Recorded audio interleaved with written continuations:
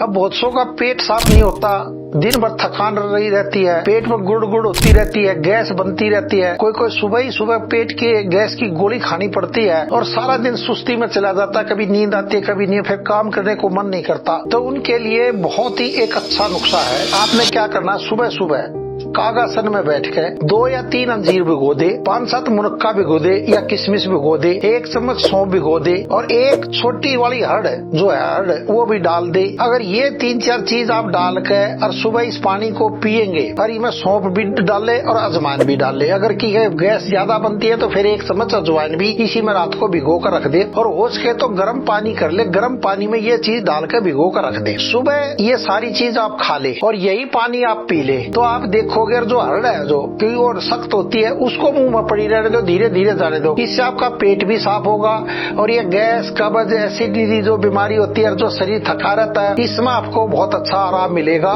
ये करके देखे और ये नुस्खा कभी फेल नहीं होता है।